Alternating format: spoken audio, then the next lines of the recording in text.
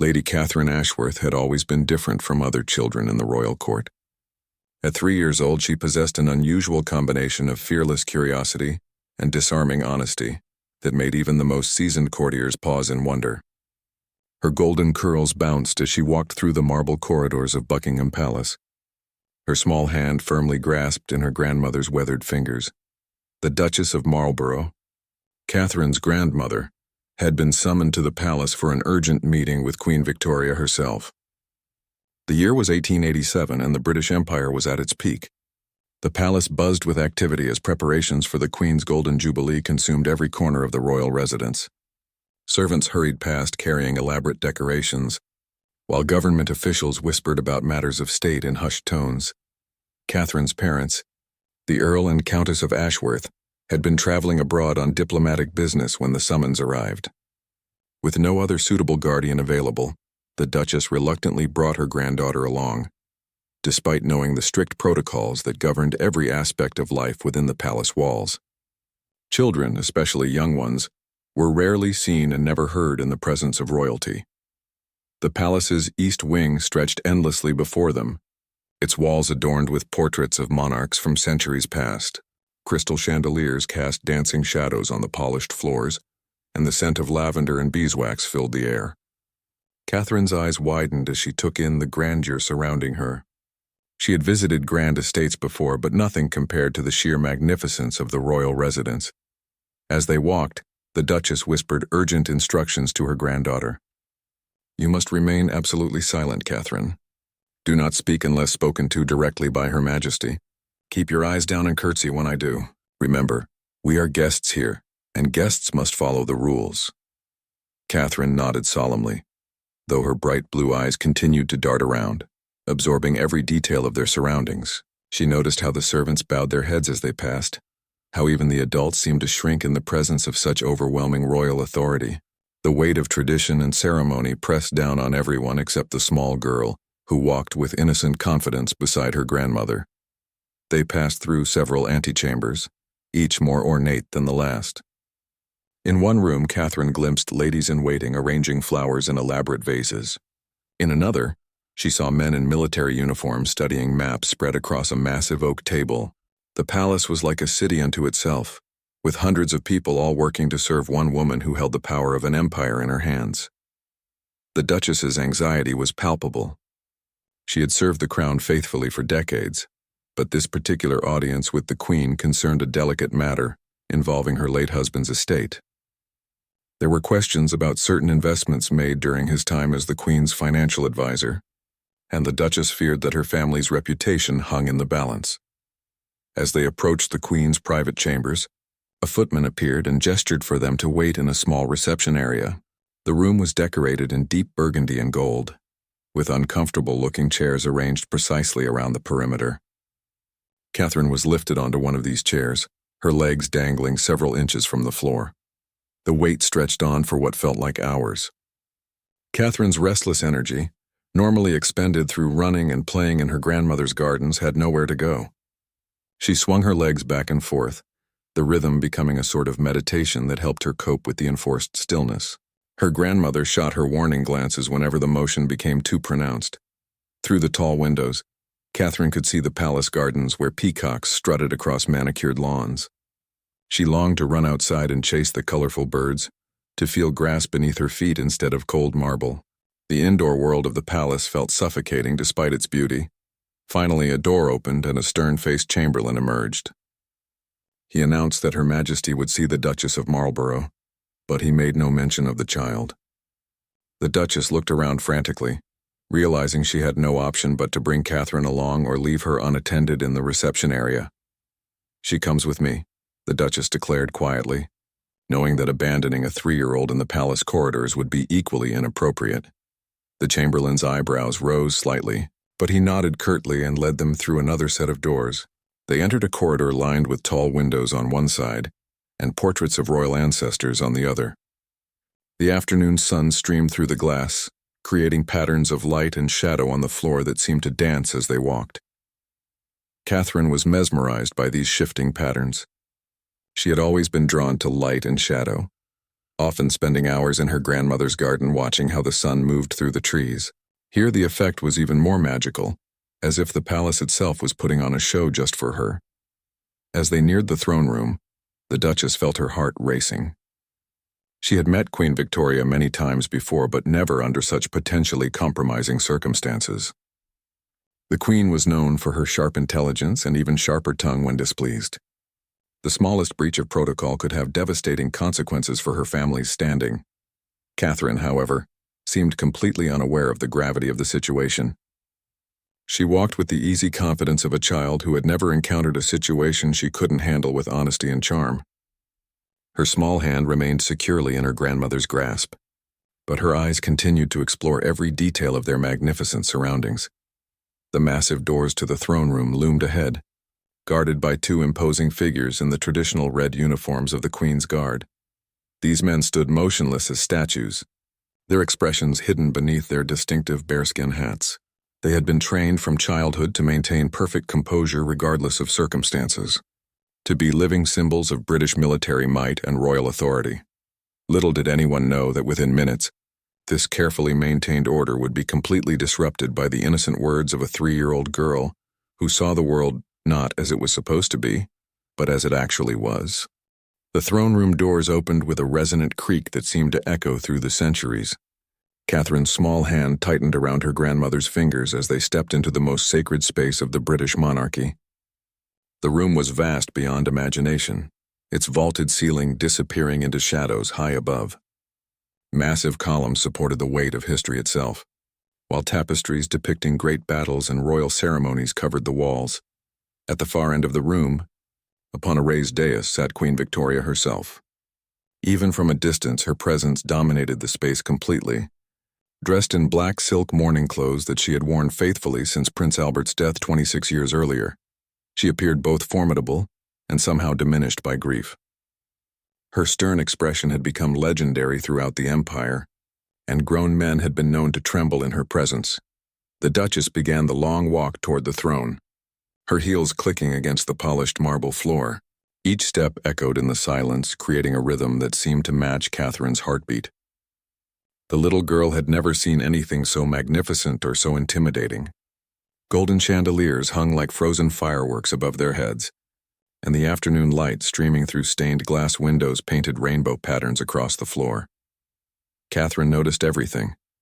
The way the guards stood perfectly still along the walls, the elaborate carvings on the throne itself, the thick red carpet that led directly to the Queen's feet. But most of all, she noticed how everyone seemed afraid. Her grandmother's hand was trembling slightly, and even the powerful-looking men who stood near the throne appeared nervous in the monarch's presence. As they approached, the Duchess began to sink into the deep curtsy that protocol demanded. Catherine, who had been taught to copy her grandmother's actions, attempted to do the same. However, her small legs became tangled in her dress, and she stumbled slightly before regaining her balance. The sound of her small feet shuffling against the marble seemed thunderous in the absolute silence of the throne room. Queen Victoria's sharp eyes immediately focused on the child. For a moment that seemed to stretch into eternity, the monarch studied the golden-haired little girl who stood beside the Duchess of Marlborough. Catherine, unaware that she was supposed to keep her eyes downcast, stared right back at the Queen with open curiosity. "Your Majesty," the Duchess began, her voice carefully controlled despite her obvious nervousness. "I have come as you requested to discuss the matter of my late husband's investments. I must apologize for bringing my granddaughter, but circumstances required." Queen Victoria raised one small hand and the Duchess fell silent immediately. The Queen's attention remained fixed on Catherine, who was still gazing at her with the fearless directness that only very young children possess. The royal court had strict rules about eye contact with the monarch, but Catherine had never learned these rules, and even if she had, her natural honesty would have made it impossible for her to look away. "What is your name, child?" the Queen asked, her voice carrying clearly across the vast room despite its quiet tone. Catherine's grandmother squeezed her hand in warning, but the little girl responded without hesitation. "Catherine Elizabeth Mary Ashworth, Your Majesty. But everyone calls me Kitty because Catherine is too long for most people to say properly." A murmur of shock rippled through the assembled courtiers. Children simply did not speak to the Queen in such a casual manner. They were expected to answer questions with the briefest possible responses, using only the most formal language. Catherine's natural conversational tone was utterly unprecedented in this setting. The Queen's expression remained unreadable, but something flickered in her eyes that might have been amusement. "And how old are you, Kitty?" "I'm 3 3/4, Your Majesty. Grandmother says that's very grown up, but I still can't reach the top shelf in the library, so I don't think I'm quite grown up enough yet." This time, the shock among the courtiers was visible. Several of them exchanged worried glances, while others appeared to be holding their breath. The Duchess of Marlborough's face had gone pale, and she seemed to be praying silently for the floor to open up and swallow them both. But Queen Victoria did something unexpected. Her stern expression softened almost imperceptibly, and she leaned forward slightly in her throne. "And what do you think of my palace, child?" Catherine considered this question with the seriousness that she brought to all inquiries. She looked around the throne room again, taking in the gold and marble, the portraits and tapestries, the elaborate decorations that spoke of centuries of wealth and power. "It's very beautiful, Your Majesty," she said finally, "but it seems rather lonely. All these big rooms and so many people, but everyone looks sad and scared. Don't you ever get tired of sitting on that chair? It looks very uncomfortable, and you can't possibly see the gardens from way up there." The silence that followed was so complete that Catherine could hear her own breathing. Somewhere in the room a clock ticked steadily, marking the seconds that passed without anyone daring to move or speak. The child's innocent observation had struck at the heart of something that no one else had ever dared to mention in the Queen's presence. Queen Victoria had indeed been lonely. Since Prince Albert's death, she had withdrawn from public life, finding comfort only in the rigid protocols and ceremonies that kept the world at a safe distance. She had surrounded herself with formality and fear, because informal human connection had become too painful to bear. Yet here was a child who saw through all the pageantry to the simple truth underneath. The Queen's fingers gripped the arms of her throne more tightly, but her voice remained steady. "And what would you suggest I do about this loneliness, Kitty?" Catherine brightened considerably, pleased that an adult was asking for her advice. "Well, you could come down from that big chair sometimes and sit in the garden. Gardens are never lonely because there are always birds and flowers and interesting things to discover. And maybe you could ask people to smile more. Everyone here looks like they're afraid of getting in trouble." The courtiers were now openly staring in horror. Several of them looked as though they might faint at any moment, suggesting that the Queen alter her behavior was not merely inappropriate, it bordered on treasonous. The very foundations of the monarchy rested on the idea that the sovereign was beyond criticism or suggestion from subjects. But Catherine was not thinking about monarchy or protocol. She was simply talking to another person who seemed sad and isolated, offering the same kind of practical advice she might give to any lonely adult. In her 3-year-old mind, there was no difference between comforting her grandmother after a difficult day and offering solace to the most powerful woman in the world, Queen. Victoria found herself in a position she had not experienced in decades. Someone was speaking to her not as a monarch to be feared and obeyed, but as a human being worthy of compassion and understanding. The child's words were more honest and direct than anything she had heard from her ministers, advisors, or even her own family in years. The throne room remained suspended in an almost supernatural silence as Queen Victoria contemplated the child's words. Catherine, completely unaware of the storm she had created, began to notice details that had escaped her attention during the formal approach to the throne. The guards along the wall stood so perfectly still that they seemed more like elaborate statues than living men. Their red uniforms were immaculate, their brass buttons gleaming like tiny suns, and their famous bearskin hats added an almost mystical quality to their imposing presence. One guard in particular caught Catherine's attention. He stood directly to the right of the throne, close enough that she could see his face beneath the shadow of his hat. Unlike the others, who stared straight ahead with glassy, unfocused eyes, this guard's gaze seemed to flicker occasionally toward the little girl who had just committed the unthinkable act of giving advice to the Queen of England. His name was Sergeant Thomas Hartwell, and he had served in the Queen's Guard for 15 years. He had stood watch during state dinners, royal weddings, and countless formal ceremonies. He had seen foreign dignitaries tremble before the Queen's legendary stern demeanor, had watched grown men stumble over their words when granted an audience with Her Majesty. In all his years of service, he had never witnessed anything like the scene unfolding before him. Catherine turned away from the Queen for a moment and looked directly at Sergeant Hartwell. What she saw there surprised her. Behind the formal mask of military discipline, she glimpsed something that looked remarkably like suppressed laughter. The guard's eyes were twinkling with barely contained amusement, and the corners of his mouth seemed to be fighting against the urge to smile. This discovery delighted Catherine enormously. She had always been drawn to people who appreciated the absurdity of overly serious situations, and she recognized a kindred spirit when she saw one. Without thinking about protocol or consequences, she walked away from her grandmother's side and approached the guard directly. The collective intake of breath from the assembled courtiers was audible. The Duchess of Marlborough looked as though she might collapse from horror. Children did not approach the Queen's Guard. They certainly did not speak to them during formal audiences. The guards themselves were trained to remain motionless and silent regardless of circumstances, to be living symbols of British military might rather than individual human beings. But Catherine saw only a man who looked like he understood her perspective on the ridiculous formality surrounding them. She stopped directly in front of Sergeant Hartwell and looked up at him with her characteristic directness. "You think this is all rather silly too, don't you?" she asked in a stage whisper that carried clearly throughout the vast room.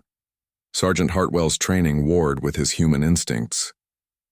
He had been drilled countless times on the absolute necessity of remaining motionless and silent while on duty. Speaking while guarding the Queen was unthinkable. Moving was nearly as bad. Yet this small child was looking at him with such genuine curiosity and understanding that his automatic responses began to falter. The Queen herself leaned forward in her throne, fascinated despite herself by this unprecedented breach of protocol. In her 50 years as monarch, she had never seen a guard put in such an impossible position. She was curious to see how the situation would resolve itself. Catherine waited patiently for an answer, completely confident that the guard would respond to her question. In her experience, adults usually enjoyed talking to her once they got over their initial surprise at her directness. She had no reason to think this situation would be any different. Sergeant Hartwell found himself in the most difficult position of his military career. He could not speak without violating every rule of his service. Yet ignoring a direct question from a child felt somehow wrong, especially when that child had just demonstrated more courage and honesty than most adults managed in their entire lives.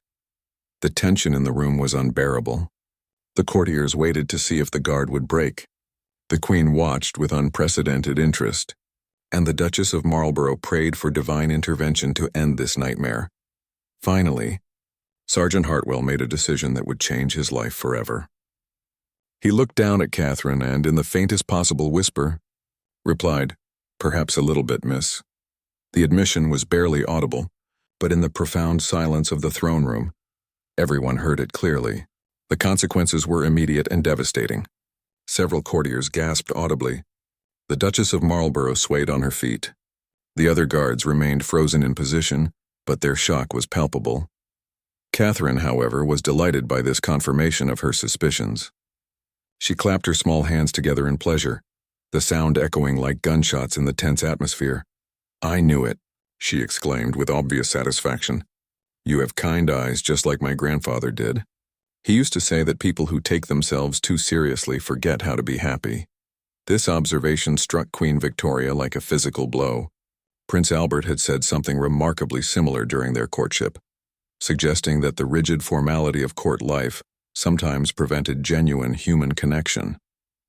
She had not thought of those words in years, but hearing them echoed by this innocent child brought the memory flooding back with startling clarity.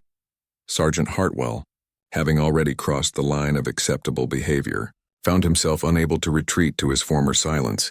The child's obvious delight in finding someone who shared her perspective was infectious, and her reference to her grandfather's wisdom touched something deep in his soldier's heart. "Your grandfather sounds like a wise man, miss," he said, his voice still barely above a whisper but clearly audible in the hushed room.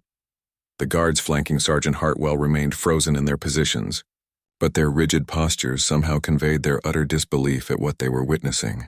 Their colleague was not merely breaking protocol. He was having a conversation with a child during a formal royal audience. Catherine beamed at this response and took another step closer to the guard. He was wonderful. He taught me that making people smile is one of the most important jobs anyone can have. Do you ever smile when you're wearing that big hat? The question was so innocently asked, so genuinely curious, that Sergeant Hartwell found himself fighting back actual laughter. The idea of smiling while on duty had never occurred to him, but presented through the lens of a child's logic, the prohibition seemed suddenly arbitrary and even cruel. "Not while I'm working, miss," he admitted, "but I do smile when I go home to my family." Catherine nodded approvingly. "That's good. Everyone should smile sometime. Maybe you could try smiling just a tiny bit while you're working. Nobody would notice if you did it very quietly." This suggestion was so absurd, so utterly contrary to everything Sergeant Hartwell had been taught about military discipline, that he nearly did smile right then and there. The idea of smiling quietly, as if it were something that could be done in whispers, was perhaps the most charming thing he had ever heard. The unprecedented conversation between Catherine and Sergeant Hartwell had created a situation unlike anything in the history of the British monarchy. Queen Victoria found herself watching not from her position of absolute authority, but as a curious observer of human nature. The child's ability to see past uniforms and titles to the person underneath was something the Queen had not encountered in decades of ruling. Catherine, emboldened by the guard's friendly responses, made another discovery that fascinated her. She noticed that Sergeant Hartwell's left hand, which gripped his ceremonial rifle, bore a thin gold wedding band that caught the light streaming through the throne room windows. "Are you married?" she asked with the straightforward curiosity that had characterized all her interactions since entering the palace. Sergeant Hartwell nodded carefully, mindful that his every movement was being scrutinized by dozens of pairs of eyes. "Yes, miss. I have a wife and 2 children. Catherine's face lit up with delight. "How wonderful! Are your children as tall as you? Do they like to play games? My grandmother says that people with children always have the best stories because children make everything more interesting." The personal nature of these questions sent fresh waves of shock through the assembled courtiers. Royal audiences were supposed to focus on matters of state, formal presentations, or official business. The idea of discussing a guard's family life in the presence of the Queen was so far beyond acceptable protocol that several observers appeared to be in genuine distress. But Queen Victoria, rather than showing anger at these continued breaches of etiquette, leaned forward with evident interest. She had been isolated from normal family life for so long that Catherine's innocent questions stirred something that had been dormant within her for years. Simple human curiosity about how ordinary people lived and loved. "My daughter is 8, and my son is 6, Sergeant Hartwell replied, his voice growing slightly stronger as he found himself caught up in Catherine's infectious enthusiasm. "They both love to hear stories about the palace, though I usually have to make them much more exciting than they really are." Catherine giggled at this confession, a sound so pure and spontaneous that it seemed to brighten the entire massive room. "I bet your stories are wonderful. You could tell them about today, about how a little girl came to visit the Queen and made everyone very nervous by talking too much." This innocent suggestion that the guard would go home and tell his family about the day's events struck everyone present, with the realization that this unprecedented encounter would indeed become a story, one that would be told and retold far beyond the palace walls. The idea that royal protocol had been shattered by a 3-year-old would become legend, but in Catherine's mind, it was simply an amusing anecdote to share with loved ones. Queen Victoria spoke for the first time since Catherine had begun her conversation with the guard. Her voice carried a note of something that the courtiers had not heard in years, genuine curiosity mixed with what might have been the faintest hint of warmth. "Sergeant Hartwell," the Queen said, causing the guard to stiffen to even greater attention, "in your 15 years of service, have you ever encountered a situation quite like this one?" The question put Sergeant Hartwell in an impossible position. He could not lie to the Queen, but the honest answer would require him to comment on the unprecedented nature of the child's behavior, which might be seen as criticism of either Catherine or the royal protocol she had violated. Catherine, sensing the guard's dilemma, decided to help him out. "Your Majesty, I think Sergeant Hartwell is worried about getting in trouble for talking to me, but he was just being polite, which is what my grandmother taught me grown-ups should always do when children ask them questions." The child's attempt to protect the guard from potential consequences demonstrated a level of empathy and social awareness that impressed even the most cynical courtiers. Here was a 3-year-old who not only understood that her actions had put someone else at risk, but was actively trying to shield him from blame. Queen Victoria studied the unlikely pair standing before her throne, the career soldier who had dedicated his life to serving the crown, and the golden-haired child who had managed to make him forget his training through nothing more than genuine human connection. "Sergeant Hartwell," the Queen said finally, "I asked you a direct question. Please answer it honestly." The guard took a deep breath before responding, "No, Your Majesty. In all my years of service, I have never experienced anything like this afternoon. Miss Catherine has a most unusual gift for making people feel at ease, even in the most formal circumstances." Catherine beamed at this compliment, then looked up at the Queen with renewed confidence. "You see, Your Majesty, Sergeant Hartwell understands what I was trying to tell you about people being happier when they're allowed to be themselves. He has a lovely family and probably lots of interesting thoughts, but nobody ever asks him about them because he's supposed to stand very still and be quiet." The profound truth in this observation was not lost on anyone present. The rigid hierarchy of the royal court created countless invisible barriers between people, preventing the kind of natural human interaction that Catherine had initiated so effortlessly. In her innocence, she had revealed how much was lost when formality became more important than humanity. Queen Victoria found herself genuinely curious about this guard who had served faithfully for so many years while she remained completely unaware of his existence as an individual person. "Tell me, Sergeant Hartwell, what do your children think their father does when he comes to work at the palace?" The guard's face showed surprise at this personal interest from the monarch he had served with anonymous dedication for so long. "They believe I spend my days protecting the most important lady in the world, Your Majesty. My daughter often asks if you wear your crown every day, and my son wants to know if the palace has secret passages like the castles in his storybooks." Catherine clapped her hands together with delight. "Oh, does it have secret passages? That would be so exciting. I bet you could have wonderful adventures if there were hidden tunnels and secret rooms to explore." The child's enthusiasm was so genuine and infectious that even some of the stern-faced courtiers found themselves suppressing smiles. The idea of the formal, protocol-driven palace as a setting for childhood adventures was both charming and slightly subversive. Queen Victoria, who had walked these corridors for decades without ever considering them as potential playgrounds, found herself seeing her residence through Catherine's eyes. The vast rooms and endless hallways that had become symbols of her isolation suddenly seemed like they could be sources of wonder and discovery rather than barriers to human connection. "There are indeed many rooms in the palace that few people ever see," the Queen said, addressing Catherine directly for the first time since their conversation had begun. "Perhaps someday you would like to explore some of them. Under proper supervision, of course." The offer was so unexpected, so utterly contrary to royal protocol, that the assembled courtiers seemed to collectively stop breathing. The Queen was essentially inviting a child who had already caused multiple breaches of etiquette to return and potentially cause more disruption. Catherine's eyes widened with pure delight at the Queen's unexpected invitation.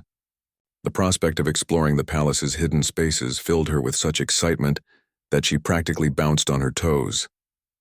"Oh, Your Majesty, that would be the most wonderful adventure. Could Sergeant Hartwell show me around? He would know all the best places, and I could meet his children afterward and tell them stories about what we discovered." The suggestion that a palace guard could serve as a tour guide for a child was so far outside normal protocol that several courtiers looked genuinely faint. The very idea of informal exploration, combined with socializing between different social classes, represented everything that the rigid structure of royal life was designed to prevent. Yet Queen Victoria found herself seriously considering the proposal.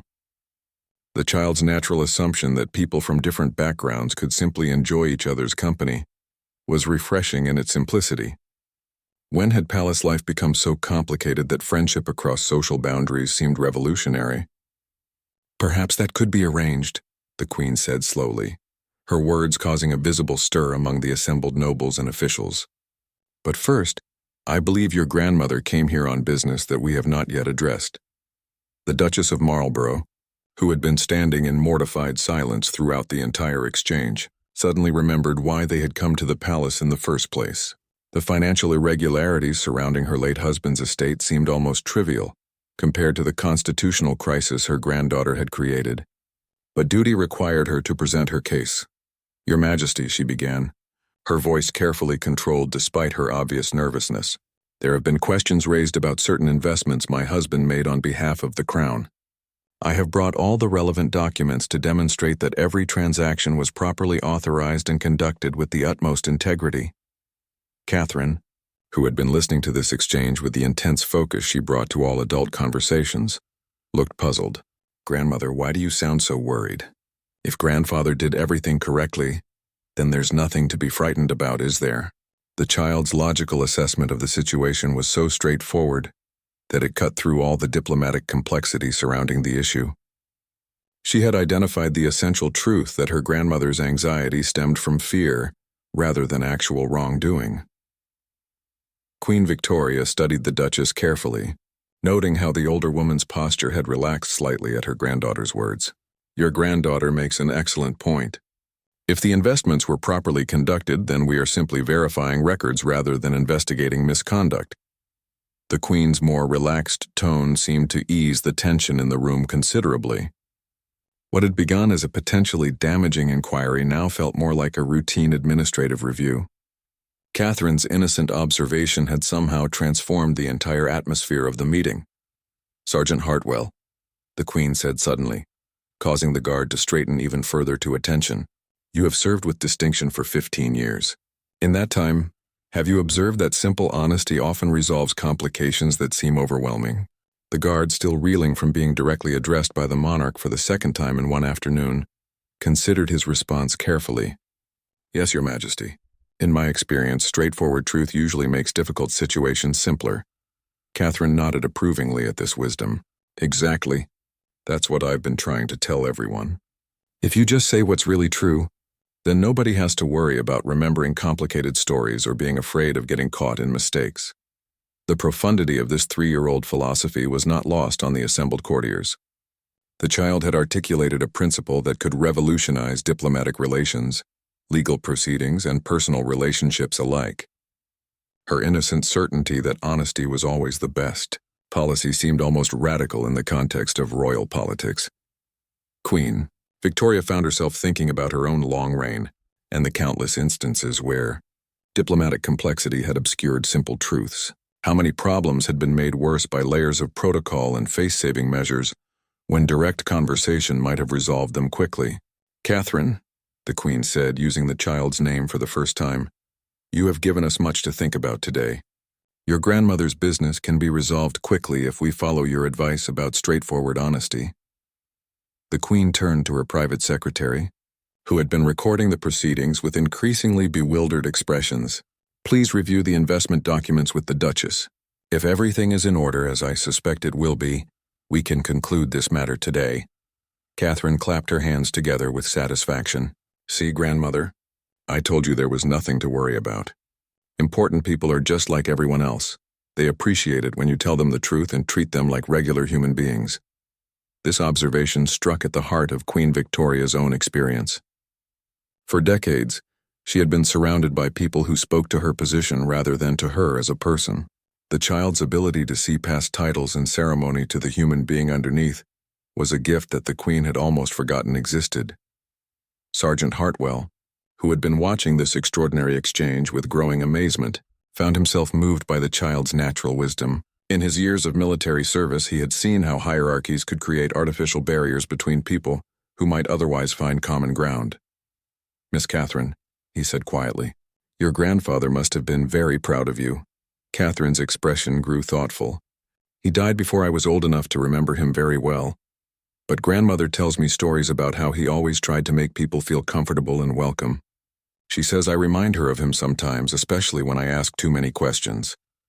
The mention of her late husband brought tears to the Duchess's eyes. The Earl had indeed possessed the same natural charm and directness that his granddaughter displayed so effortlessly. He had been beloved throughout the realm for his ability to connect with people from all walks of life. Queen Victoria, who had worked closely with the late Earl, remembered his gift for cutting through diplomatic complications with simple, honest observations. Seeing those same qualities reflected in his granddaughter created an unexpected connection across generations. Your grandfather was a remarkable man, the Queen said softly. He had the rare ability to speak truth without causing offense, much like you have demonstrated today. Catherine beamed at this comparison. Thank you, Your Majesty. I think you're very nice too. Even though everyone seemed so frightened of you when we first arrived, you're much more interesting to talk to than most grown-ups, because you actually listen to what I'm saying, instead of just pretending to pay attention. The compliment was so genuine and unexpected that Queen Victoria felt something stir within her that had been dormant for years, the simple pleasure of being appreciated for her personal qualities rather than her royal status. When had anyone last told her that she was interesting to talk to? The throne room had transformed from a place of rigid formality into something resembling a drawing room conversation, though none of the participants quite understood how this remarkable change had occurred. Queen Victoria found herself genuinely curious about this extraordinary child who had managed to accomplish what diplomats and courtiers had failed to do in decades. She had made the monarch feel like a person rather than an institution. Catherine, meanwhile, had begun to notice other details about the grand room that had escaped her attention during the formal proceedings. The afternoon light streaming through the tall windows created shifting patterns on the floor, and she found herself wondering if the Queen ever noticed these beautiful displays of light and shadow from her elevated position on the throne. Your Majesty, Catherine said suddenly, do you ever come down from that big chair and walk around the room? I bet the patterns that the sunlight makes on the floor would be even prettier if you could see them up close. The suggestion was so innocent, yet it highlighted something profound about the Queen's isolation. Victoria had indeed spent countless hours on the throne without ever considering the view from ground level. The rigid protocols of royal life had created invisible barriers that prevented her from experiencing her own palace as anything other than a formal stage for ceremonial duties. Sergeant Hartwell watched this exchange with growing fascination. In all his years of service, he had never seen the Queen engage in anything resembling casual conversation. The child's natural curiosity was drawing out aspects of the monarch's personality that had been hidden beneath layers of formal protocol. Perhaps you could show me these patterns sometime, Queen Victoria said, surprising everyone present, including herself. The idea of leaving the throne during a formal audience was unprecedented, but Catherine's enthusiasm was genuinely infectious. Catherine's face lit up with pure joy. Oh yes, and we could look at the portraits together too. I bet you know wonderful stories about all those people on the walls. They must have been very interesting if they were important enough to have their pictures painted and hung in such a beautiful room. The child's assumption that the historical figures depicted in the throne room must have been interesting people rather than simply powerful ones, revealed her instinctive understanding that position and personality were not the same thing. This insight was particularly meaningful to Queen Victoria, who had often felt that her own interesting qualities had been overshadowed by her royal duties. The Duchess of Marlborough, who had been following this extraordinary conversation with a mixture of pride and terror, realized that her granddaughter had accomplished something remarkable. Not only had she resolved the anxiety surrounding the business meeting, but she had somehow managed to remind the Queen of England that she was also a human being capable of curiosity, laughter, and informal friendship. The private secretary returned at that moment with the documents that the Duchess had brought for review. His expression indicated that the financial records were indeed in perfect order, confirming Catherine's simple assertion that honesty would resolve any complications. Your Majesty, the secretary reported, all the investments appear to have been conducted with complete propriety. The Earl's records are exemplary, and there are no irregularities that require further investigation. Queen Victoria nodded with satisfaction, but her attention quickly returned to Catherine, who was still studying the light patterns on the marble floor with obvious delight. The child's ability to find wonder in simple things was a quality that the Queen had not encountered in her adult life for many years.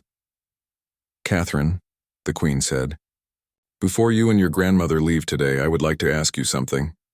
You seem to have a gift for helping people feel comfortable and happy. Have you always been able to do this? Catherine considered the question with the seriousness she brought to all adult inquiries. I don't know if it's a special gift, Your Majesty. I just think that most people are nice when you give them a chance to be nice. Sometimes grown-ups forget how to be friendly because they're worried about rules and being proper. But underneath all that worry, they usually want to smile and be kind. This observation struck Sergeant Hartwell with particular force. The child had accurately described his own experience of military life, where the demands of discipline and protocol often obscured the natural camaraderie that existed among the guards when they were off duty. Miss Catherine speaks truly. Your Majesty, he said, surprising himself with his boldness in offering an unsolicited opinion. The men in my unit are good-humored and caring when we're away from formal duties. The discipline is necessary, but it sometimes makes us forget to show our better natures. Queen Victoria looked from the guard to the child, seeing in both of them evidence of something she had been missing in her own life. The rigid formality that protected her position had also isolated her from the natural warmth and humor that made life enjoyable. Catherine noticed the Queen's thoughtful expression and interpreted it with typical directness. You look sad again, Your Majesty. Are you thinking about something that makes you worry? The child's perceptive question touched on something that Queen Victoria had not discussed with anyone in years. The weight of her responsibilities, combined with her long period of mourning, had indeed made happiness seem like an indulgence she could not afford. I suppose I have forgotten how to be happy in simple ways, the Queen admitted, her honesty surprising everyone present, including herself. Your grandfather understood this. He often encouraged me to find joy in everyday moments, rather than focusing entirely on duties and obligations. Catherine's eyes brightened with understanding. Then you should practice being happy. It's just like learning to read or to play the piano. You have to do it a little bit every day until it becomes easy again. The child's practical approach to emotional well-being was so refreshingly straightforward that Queen Victoria found herself smiling for the first time in months. The idea that happiness could be cultivated through practice was both simple and profound. Perhaps you could teach me, the Queen said, the words coming out before she had fully considered their implications. You seem to have mastered the art of finding joy in unexpected places. Catherine practically glowed with pleasure at this request. Oh yes, it would be wonderful to help you learn to be happy again. We could start by looking at beautiful things and talking to interesting people. Sergeant Hartwell could help too. He has kind eyes and I bet he knows lots of good stories. The suggestion that a palace guard could participate in cheering up the Queen was so far outside normal protocol that it should have been shocking. Instead, it seemed perfectly logical when viewed through Catherine's uncomplicated perspective on human relationships. The afternoon sun had shifted during their extended conversation, casting the throne room in a warm golden light that seemed to symbolize the transformation that had taken place within its ancient walls. Queen Victoria looked around at the assembled courtiers, seeing their faces not as masks of formal deference, but as individuals who had witnessed something unprecedented in the history of the British monarchy. I believe, the Queen said slowly, that we have all learned something valuable today. This child has reminded us that beneath our titles and positions, we are all human beings capable of kindness, curiosity, and friendship. Catherine, who had been quietly studying the way the light played across the golden details of the throne, looked up with renewed interest. Does this mean that everyone can stop being so frightened now? Because I think they would all be much more interesting to talk to if they weren't worried about making mistakes. The innocent observation contained a wisdom that would echo through the palace corridors for years to come. Catherine had identified the fundamental problem with rigid protocol. It prevented authentic human connection by making people too afraid to be themselves. Sergeant Hartwell, emboldened by the afternoon's unprecedented events, ventured another comment. Miss Catherine, if I may say so, you have given us all a gift today. You've shown us that respect and friendliness can exist together. The guard's words resonated throughout the room. Here was a career soldier acknowledging that the child had taught him something valuable about human nature. The traditional barriers between ranks and classes had not disappeared, but they had become more permeable, allowing genuine appreciation to flow between people who would normally never interact. Queen Victoria rose from her throne for the first time during a formal audience in anyone's memory. The action sent a ripple of shock through the assembled courtiers, but the Queen's attention was focused entirely on Catherine, who watched this development with delighted curiosity. Catherine, the Queen said, walking down the steps of the dais to stand at the child's level, You asked earlier if I ever came down from my throne to see the light patterns on the floor. Would you show them to me now? The request was so simple yet so revolutionary that several courtiers appeared to be in genuine distress. The Queen of England was essentially asking a 3-year-old to give her a tour of her own throne room. Protocol had not merely been bent, it had been completely abandoned. Catherine took the Queen's offered hand with the same natural confidence she had shown throughout their encounter. "Oh yes, look here, Your Majesty. See how the red and blue glass makes purple shadows?